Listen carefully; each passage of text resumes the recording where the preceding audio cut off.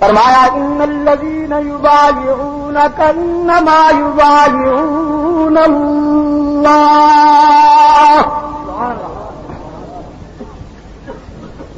میرے محبوب، جن لوگوں نے عثمان کے خون کا بدلہ لینے کے لیے آپ کے ہاتھ پہ بیعت کی، انہیں کہہ دیجئے کہ تم نے یہ وعدہ خدا سے کر لیا.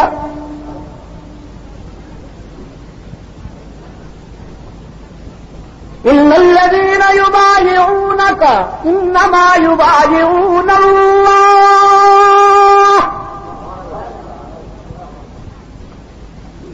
جنہوں نے آپ کے ہاتھ پہ ہاتھ رکھ کے یہ وعدہ کیا کہ عثمان کے لیے ہم جانیں دے دیں گے، انہیں کہہ دیجئے کہ یہ وعدہ گویا خدا سے ہو گیا.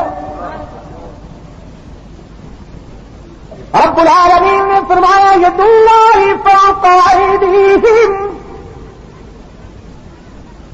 ان پر اللہ کا ہاتھ ہے، ان کے ہاتھوں پر اللہ کا ہاتھ ہے. لقد رضی اللہ عن المؤمنین یبایعونک تحت الشجرہ.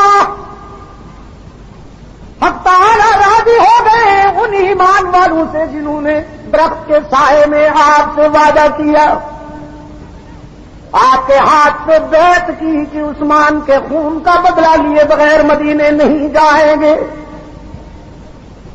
اور عثمان کے خدا بندہ آج ان سے بھی راضی ہو جا. یہ عثمان کے رضاکار اور تیرے محبوب کے غلام آج وعدہ کرتے ہیں کہ ہم بھی عثمان کے دشمنوں کو برداشت نہیں کریں گے.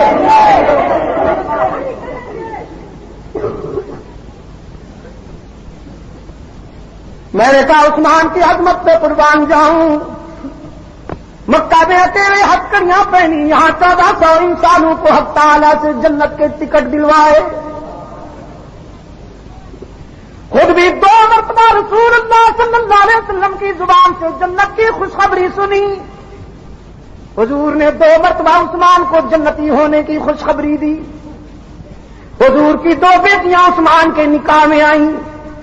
2 مرتبہ عثمان نے ہجرت کی.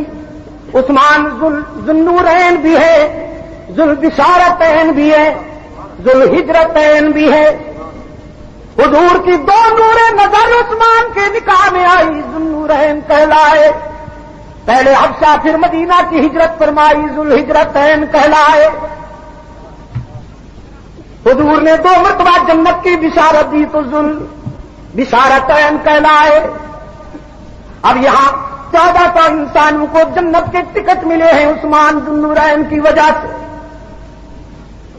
اب کراچی کے دوستوں اطلاع آئی ہے کہ عثمان شہید ہو گئے، اضطراب پھیل گیا. حضور اکرم صلی اللہ علیہ وسلم مشکبار ہو گئے، صحابہ کرام مشکبار ہیں، بیعت ہو رہی ہے. عثمان شہید ہو گئے تھے یا زندہ تھے؟ پھر بے قراری کیوں؟ یہاں بے قراری کیوں؟ بیعت کیوں لی جا رہی ہے؟ اس لیے نا کہ علام الغیوب کون ہے؟ قرآن کی صداقتوں میں محبت کے نام سے چوری کرنے والوں سے پوچھتا ہوں کہ اگر حضور اکرم صلی اللہ علیہ وسلم علام الغیوب ہے تو پھر بے قراری کیوں؟ صحابہ نے حضور سے کیوں نہیں پوچھ لیا اللہ کے محبوبات تو عالم الغیب ہیں، آپ علم غیب کے ذریعے بتائیے کہ یہ اطلاع سچی ہے یا غلط. نہ صحابہ نے پوچھا نہ حضور نے بتایا کہ عثمان زندہ ہے. کیوں؟ اس لیے کہ علام الغیوب کون ہے؟ علام الغیوب کون ہے؟ قرآن پاک نے فرمایا وَعِندَهُ مَفَاتِحُ الْغَیْبِ لا يعلمها إلا هو ويعلم ما في البر والبحر وما تسقط من ورقة إلا يعلمها ولا حبة في ظلمات الأرض ولا رطب ولا يابس إلا في كتاب مبين.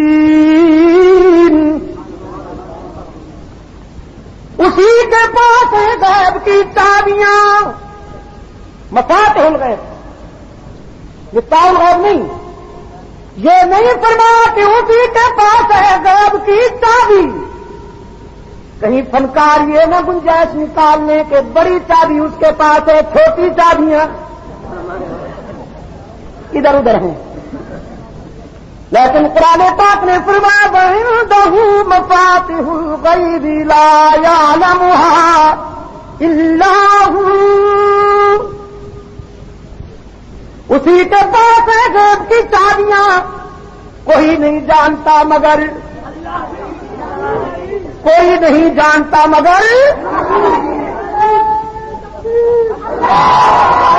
وَيَعْلَمُ مَا فِي الْبَرِّ وَالْبَحْرِ، اور وہی جانتا ہے جو کچھ دریاؤں میں ہے، صحراؤں میں، جو کچھ کے خشکی میں ہے تر میں، جو کچھ کے بر میں ہے بہر میں. قرآن کی بلاغت پہ قربان جاؤں. قرآن بولتا ہے نا، کتاب زندہ ہے قرآن، نہیں چھوڑتا قرآن چور بازاری کے مجرموں کو، کتنا پروروں کو قرآن معاف نہیں کرتا، کیونکہ قرآن کی مصلحتیں نہیں ہیں. نہ قرآن میں الیکشن لڑنا ہے، نہ قرآن میں امیدوار بننا ہے کہ قرآن ابو جہل کو بھی خوش کرے، ابو بکر کو بھی خوش کرے. جی قرآن سب کو خوش کرنا نہیں چاہتا، قرآن اسی کو خوش کرتا ہے جس کے مقدر اچھے ہیں اور جو قرآن کا دوست بنتا ہے. قرآن پاک نے فرمایا کائنات ساری کے درختوں سے گرنے والا کوئی پتا ایسا نہیں جو اس کے علم سے باہر ہو، دھرتی سے اگنے والا کوئی پودا ایسا نہیں جو اس کے علم سے باہر ہو. حضرات علماء کرام، میں تو یوں بھی کہتا ہوں کہ ہر پودے کو وہ جانتا ہے اور ہر پودا اسے جانتا ہے. ہاں، دھرتی سے جب بھی کوئی دانا اگتا ہے، جب بیج اگتا ہے تو اس کی پہلی کوپل ایک اور سیدھی ہوتی ہے. کسی صاحب دل نے یہ منظر دیکھا تو کتنی فتح کی بات کہہ دی کہ ہر گیا ہے کہ الضمیر یا وحدہ لا شریک لہ گویا. جب کوئی بدلہ لینے کی بیعت لی صحابہ سے اور پھر اطلاع آ گئی کہ عثمان زندہ ہے، تو کسی صحابی نے یہ نہیں کہا کہ حضور آپ نے بیعت کیوں لی، آپ تو عالم الغیب ہیں، عثمان تو زندہ تھے. کہا کسی صحابی نے، یہ بھی ان کا عقیدہ یہی تھا کہ وہی جانتا ہے.